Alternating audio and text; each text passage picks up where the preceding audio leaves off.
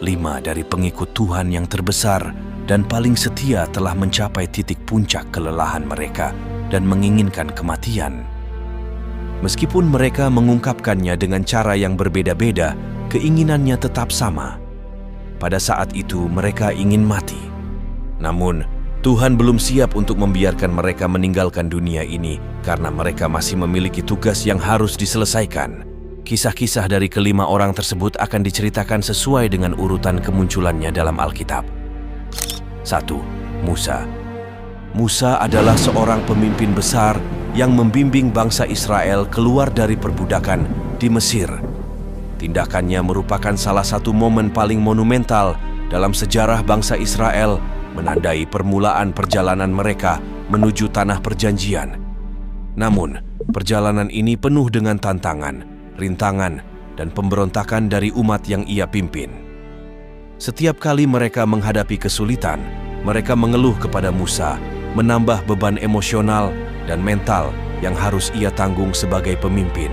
Rasa putus asa Musa mencapai puncaknya ketika ia merasa tidak lagi mampu memikul tanggung jawab yang begitu berat.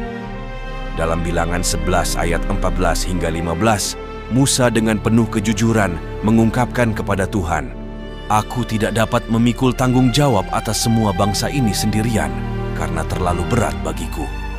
Jika engkau memperlakukan aku seperti ini, lebih baik engkau membunuh aku saja." Ungkapan ini menunjukkan kerentanannya sebagai manusia biasa yang merasa kelelahan dan kewalahan oleh tugas besar yang ada di depannya. Bayangkan, seorang Musa yang telah menyaksikan begitu banyak mukjizat Tuhan, mulai dari pembebasan dari Mesir hingga pemeliharaan di padang gurun, merasa dirinya tidak mampu lagi. Namun, Tuhan tidak membiarkannya terpuruk. Sebagai jawaban atas doa Musa, Tuhan menetapkan 70 orang tua-tua Israel untuk membantu memikul sebagian tanggung jawabnya. Tindakan ini bukan hanya meringankan beban Musa, tetapi juga memperkuat struktur kepemimpinan bangsa Israel. Kisah ini mengajarkan kita bahwa dalam momen-momen terberat dalam hidup, kita tidak harus memikul beban sendirian. Tuhan menyediakan bantuan tepat pada waktunya dan melalui berbagai cara, seringkali melalui orang-orang di sekitar kita. Musa yang tadinya merasa tidak berdaya, kembali bangkit dan mampu melanjutkan tugasnya dengan dukungan yang Tuhan sediakan. Ini adalah pelajaran tentang pentingnya meminta bantuan dan bergantung pada kekuatan dan rencana Tuhan dalam menghadapi tantangan hidup. 2. Elia. Elia, seorang nabi yang penuh kuasa dan keberanian, melakukan mukjizat besar di Gunung Karmel dengan mengalahkan nabi-nabi Baal. Namun setelah kemenangannya, Ratu Izebel mengancam akan membunuhnya. Elia melarikan diri ke padang gurun dan merasa sangat putus asa.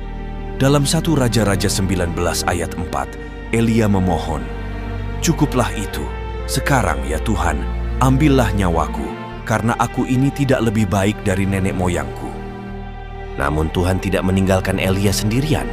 Dia mengirimkan malaikat untuk memberikan makanan dan minuman kepada Elia, menguatkan dia untuk perjalanan panjang ke Gunung Horeb. Malaikat tersebut memberikan Elia kekuatan yang diperlukan untuk melanjutkan perjalanannya, menunjukkan bahwa Tuhan selalu menyediakan kebutuhan hamba-hambanya, bahkan dalam situasi yang paling sulit. Dengan bimbingan dan pertolongan dari malaikat tersebut, Elia berhasil mencapai Gunung Horeb. Di sana Elia mendengar suara Tuhan dalam angin sepoi-sepoi yang lembut. Tuhan menunjukkan bahwa Dia hadir dalam situasi yang tenang dan penuh kasih, mengajarkan Elia bahwa kekuatannya tidak selalu ditunjukkan melalui kejadian besar atau dramatis. Dalam momen tersebut, Tuhan mengingatkan Elia bahwa Dia selalu ada, bahkan dalam keheningan dan kedamaian. Elia belajar bahwa ketenangan dan kasih sayang Tuhan dapat memberikan kekuatan yang luar biasa, memperkuat imannya, dan memperbaharui semangatnya untuk melanjutkan tugas yang telah diberikan Tuhan kepadanya. 3. Ayub. Ayub, seorang pria yang benar dan saleh, mengalami penderitaan yang luar biasa. Kehilangan harta benda, anak-anak dan kesehatannya membuat Ayub putus asa. Dalam Ayub 3 ayat 11, dia berkata, "Mengapa aku tidak mati waktu aku lahir atau binasa waktu aku keluar dari kandungan?" Kata-kata ini mencerminkan betapa mendalamnya rasa putus asa yang dirasakannya. Rasa sakit yang Ayub alami bukan hanya sekedar kehilangan material, tetapi juga menyentuh inti dari keberadaannya sebagai manusia yang beriman. Penderitaan Ayub tidak hanya fisik, tetapi juga emosional dan spiritual. Teman-temannya yang datang untuk menghiburnya justru menambah beban dengan menuduhnya melakukan dosa. Mereka percaya bahwa penderitaan Ayub adalah akibat dari dosa yang tersembunyi. Tuduhan-tuduhan ini memperburuk keadaan emosional Ayub yang sudah sangat terluka.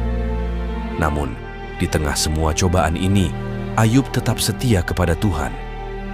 Dia tidak pernah mengutuk Tuhan, meskipun dia berjuang untuk memahami alasan di balik penderitaannya.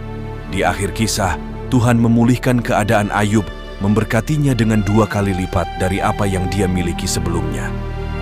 Pemulihan ini bukan hanya materi, tetapi juga mencerminkan pemulihan spiritual dan emosional Ayub. Kisah Ayub mengajarkan kita tentang ketabahan dan kesetiaan. Bahkan dalam penderitaan yang paling berat, Ayub menunjukkan bahwa iman yang sejati tidak tergantung pada keadaan, tetapi pada hubungan yang mendalam dengan Tuhan. Pesan dari kisah ini adalah bahwa melalui cobaan dan penderitaan, kesetiaan dan ketabahan akan membawa kepada pemulihan dan berkat yang lebih besar. 4. Yeremia. Yeremia, yang dikenal sebagai nabi yang menangis, seringkali merasa terbebani oleh pesan-pesan yang harus dia sampaikan kepada Israel. Meskipun dia setia menyampaikan firman Tuhan, dia sering menghadapi penolakan dan penganiayaan. Dalam Yeremia 20 ayat 14 hingga 18, dia mengutuk hari kelahirannya dan berkata, "Terkutuklah hari ketika aku dilahirkan. Mengapa aku keluar dari kandungan ibu hanya untuk melihat kesusahan dan penderitaan dan untuk menghabiskan hari-hariku dalam malu?" Ungkapan-ungkapan ini menunjukkan betapa mendalamnya penderitaan Yeremia sebagai seorang nabi yang harus membawa pesan yang tidak populer kepada bangsanya. Namun, Tuhan memberikan kekuatan kepada Yeremia untuk tetap setia. Di tengah segala penderitaan dan penolakan, Yeremia tidak pernah berhenti menyampaikan firman Tuhan. Dia terus berkhotbah dan menulis, memberikan peringatan dan juga pengharapan kepada bangsa Israel. Dalam masa pembuangan yang sulit, pesan-pesan Yeremia menjadi sumber penguatan bagi mereka yang mendengarkan. Keberanian dan keteguhan Yeremia dalam menjalankan tugasnya menunjukkan bahwa meskipun tantangan yang dihadapi sangat berat, kekuatan dari Tuhan memungkinkan dia untuk terus maju. Yeremia mengajarkan kita bahwa meskipun tugas yang diberikan Tuhan bisa sangat berat, Tuhan selalu memberikan kekuatan untuk melaksanakan tugas tersebut. Keteguhan Yeremia menjadi teladan bagi kita tentang pentingnya kesetiaan dan keberanian dalam menghadapi tantangan hidup. Melalui kehidupannya, kita belajar bahwa di tengah-tengah penderitaan dan kesulitan, selalu ada pengharapan dan kekuatan yang datang dari Tuhan. Kisah Yeremia menginspirasi kita untuk tetap teguh dan setia dalam menjalankan panggilan hidup kita, apapun rintangannya. 5. Yunus. Yunus, nabi yang lari dari panggilan Tuhan, akhirnya diutus untuk memberitakan pertobatan kepada orang Niniwe. Setelah melarikan diri dari tugas yang diberikan Tuhan dan mengalami berbagai kesulitan, Yunus akhirnya tiba di Niniwe dan menyampaikan pesan Tuhan. Yang menakjubkan adalah penduduk Niniwe mendengarkan peringatan Yunus dan bertobat dari kejahatan mereka. Namun, bukannya merasa senang atau puas, Yunus malah marah dan merasa putus asa. Dalam Yunus 4 ayat 3, dia berkata, "Jadi sekarang, ya Tuhan, cabutlah kiranya nyawaku, karena lebih baik aku mati daripada hidup." Yunus merasa frustrasi karena Tuhan menunjukkan belas kasihannya kepada musuh-musuh Israel, yang menurut pandangan Yunus tidak pantas mendapatkannya. Yunus merasa kesal karena belas kasihan Tuhan kepada Niniwe.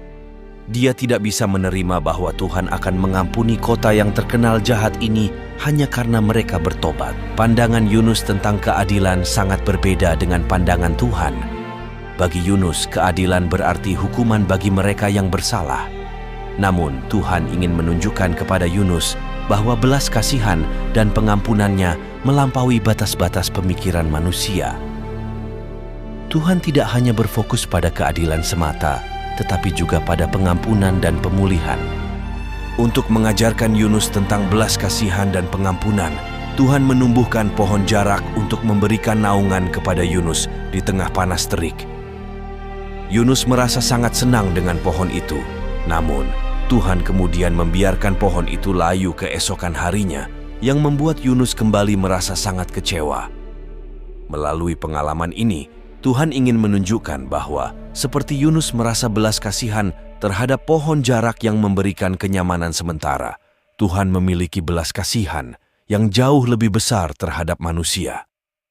Pengajaran ini menunjukkan bahwa kasih dan belas kasihan Tuhan tidak terbatas dan melampaui pemahaman manusia, menantang kita untuk memahami dan menerima bahwa pengampunan Tuhan adalah untuk semua orang yang bertobat, tanpa memandang latar belakang atau dosa masa lalu mereka.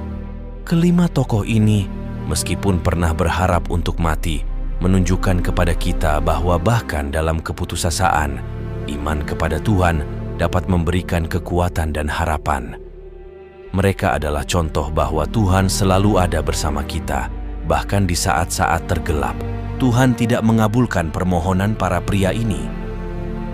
Mereka telah melayani Tuhan dan mereka lelah. Tidak ada dari kelima pria itu yang bunuh diri karena Tuhan campur tangan dan melayani mereka. Semua orang tersebut menyelesaikan pekerjaan yang Tuhan berikan kepada mereka sebelum akhirnya meninggal, kecuali Elia yang diangkat ke surga dalam angin puyuh. Namun mereka meninggal bukan atas permintaan mereka. Apa yang bisa kita pelajari dari kelima pria ini?